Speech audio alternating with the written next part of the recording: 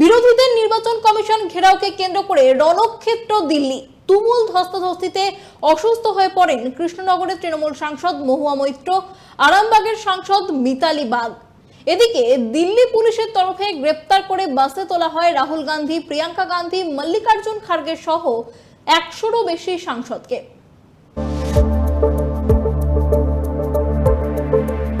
Voter তালিকায় বিশেষ নিবিড় সংশোধনের নামে ভোট চুরির প্রতিবাদে উত্তাল দিল্লি।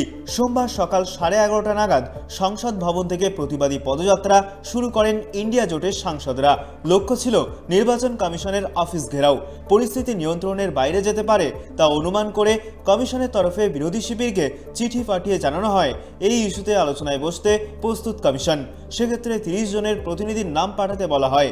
সময় দেওয়া হয় দুপুর 12টা অবধি। এদিকে বিরোধী সাংসদদের এই মিছিলের অনুমতিও দেওয়া হয়নি দিল্লি পুলিশের তরফে। এই অবস্থায় সংসদ ভবন থেকে মিছিল বের হয়। তৃণমূল সাংসদদের হাতে ছিল বাংলা লেখা ব্যানার। মিছিল কিছুটা দূর এগোতেই ব্যারিকেড দিয়ে মিছিল আটকায় পুলিশ। পাল্টা ব্যারিকেড ভাঙার চেষ্টা করেন সাংসদরা। জায়গার প্রতিনিধিরা, নির্বাচিত প্রতিনিধিরা, রাজ্যের প্রতিনিধিরা তারা সব এসেছেন, রাস্তায় নেমেছেন, পার্লামেন্ট থেকে মিছিল করছেন। অদ্ভুতভাবে যে শান্তিপূর্ণ যে প্রতিবাদ মিছিল, এবং আগে থেকে এটা বলা ছিল, সেই প্রতিবাদ মিছিলকে কিভাবে আটকাচ্ছে আপনারা দেখতে পাচ্ছেন। এই যে ঐক্য, এই যে বিবিধের মাঝে মিলনমোহনের যে ঐক্য, এই ঐক্য বিজেপি কোনোভাবে ঠেকাতে পারবে না। বিজেপির এজেন্ট নির্বাচন কমিশনও ঠেকাতে পারবে না। মানুষের জয়, ঐক্যবদ্ধ মানুষের জয় অবশ্যম্ভাবী। আজকের দিল্লির রাজপথ তার প্রমাণ। পুলিশি বাধা পেয়ে রাস্তাতেই বসে পড়তে দেখা যায় সাংসদদের। ছিলেন লোকসভার বিরোধী দলনেতা রাহুল গান্ধী, কংগ্রেস সাংসদ প্রিয়াঙ্কা গান্ধীও। অন্যদিকে শাড়ি পরেই ব্যারিকেডের উপর চড়েন মহুয়া, সুস্মিতা সহ তৃণমূল সাংসদরা।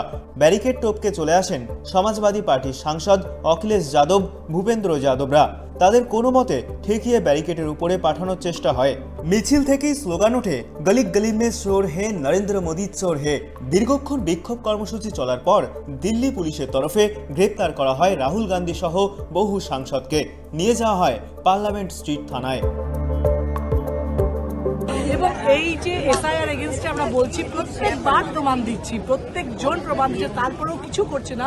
উল্টে আমরা প্রতিবাদ করে তার রেজাল্ট করছে, জোর জবরদস্তি আমাদের নিয়ে আসছে বাসে করে পুলিশ স্টেশনে। আমরা এসআইআর মানবো না। এসআইআর উইথড্র করা হোক। প্রত্যেকটা অপোজিশন মিলে এটা বলছে, শুধু একটা পার্টি নয়, পুরো অপোজিশন বলছে। আর ডিজিটালাইজেশন চাই ভোটার লিস্টের। এটা আমরা প্রত্যেকটা ইস্যু ততদিনে অপোজ করবো যতদিন না গভর্নমেন্ট মানবে। আজকে আমাদেরকে বলা হয় প্রথমে যে আপনারা পুলিশের পক্ষ থেকে যে আপনারা চলুন, এই ধর্ণা অবস্থান এখানে শেষ করুন এবং আপনাদেরকে ইসিআই তে নিয়ে যাওয়া হবে। ইসিআই তে নিয়ে যাওয়া হয় না, তার পরিবর্তে এখানে থানায় এনে বসিয়ে রাখা হয়। 2-10 পরে আমাদেরকে ছাড়া হয়েছে, যাতে পার্লামেন্ট হাউস আমরা কনসার্ন না করতে পারি, যাতে আমরা সেখানে পৌঁছতে না পারি। এইগুলো হচ্ছে বিজেপির tactic. Election commission hand in gloves কাজ করছে বিজেপির সঙ্গে। ডেমোক্রেসি তাকে এরা মানে না। আজকে আমাদেরকে সাংসদ মার্গ থেকে অ্যারেস্ট করলো, সাংসদ মার্গে যে থানা এখানে নিয়ে আসা হলো। এখন আমাদেরকে 2টার পরে, কেন 2টায় আমাদের সাংসদ চলতো, কিন্তু 2টার আগে আমাদেরকে ছাড়ে নেই, 2টার পরে। এদিকে বাসে ওঠার পরই অসুস্থ হয়ে পড়েছিলেন তৃণমূল সাংসদ মহুয়া মৈত্র। তিনি জ্ঞান হারান বলে খবর। এদিকে অসুস্থ হয়ে পড়েন আরামবাগের তৃণমূল সাংসদ মিতালি বাগও। রাহুল গান্ধী দুজনেরই দেখভাল করেন। এই ঘটনায় কংগ্রেস সাংসদ রাহুল গান্ধী বলেন, ওরা কথা বলতেই চায় না, কারণ ওরা মুখ লুকোতে চাইছে। সত্যিটা গোটা দেশের সামনে চলে এসেছে। এই লড়াই রাজনৈতিক নয়, সংবিধান বাঁচানোর লড়াই। ফলে আমরা চাই সঠিক ভোটার লিস্ট। एक्चुअली बात नहीं कर सकते, रियलिटी ये है, क्योंकि सच्चाई देश के सामने है। और ये जो लड़ाई है ये राजनीतिक नहीं है, ये कॉन्स्टिट्यूशन की लड़ाई है, कॉन्स्टिट्यूशन को बचाने की लड़ाई है, 1 मैन 1 वोट की लड़ाई है। इसीलिए हमें साफ পিওর ভোটার লিস্ট চাইয়ে।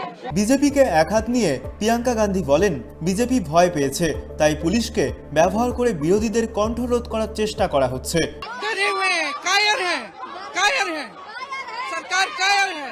দুপুর 3টে নাগাদ আটক সাংসদদের মুক্তি দেয় দিল্লি পার্লামেন্ট স্ট্রিট থানার পুলিশ। সাংসদদের এই গ্রেপ্তারির তীব্র নিন্দা করেছেন প্রদেশ কংগ্রেস সভাপতি শুভঙ্কর সরকার। কমিশন ভয় পাচ্ছে, রাহুল গান্ধীকে এরা দেখে ডর গিয়া হ্যায়। এরপরে রাহুল গান্ধী যে প্রেস কনফারেন্স করে ডকুমেন্ট সহ ভারতবর্ষের নির্বাচন কমিশন সরকারের সঙ্গে মিলে যে ভোট চুরি করছে তার যে ডকুমেন্ট তিনি একের পর এক তুলে ধরেছেন, এর কোনো উত্তর নির্বাচন কমিশন দিতে পারছে না, সরকার কোনো উত্তর দিতে পারছে না। তাই রাহুল গান্ধীর ওপরে আজকে এই আক্রমণ এবং রাহুল গান্ধীকে এখনো পর্যন্ত ডিটেন করে রাখা বাসের ভেতরে। আমরা এর তীব্র বিরোধিতা করি এবং আমরা রাস্তায় নেমে এর প্রতিবাদ অলরেডি বাংলায় শুরু হয়ে গেছে। আমরাও আজকে এই প্রেস কনফারেন্সের পর আমরা যে রাহুল গান্ধীর প্রেস কনফারেন্স আবার দেখাচ্ছি, ভোট চুরি দেখাচ্ছি, এরপর আমরাও রাস্তায় থাকব। ইতিমধ্যেই কংগ্রেস নেতা রাহুল গান্ধী পরিসংখ্যান দিয়ে দাবি করেছেন ভোট চুরি হচ্ছে, যদিও তা উড়িয়ে দিয়েছে কমিশন।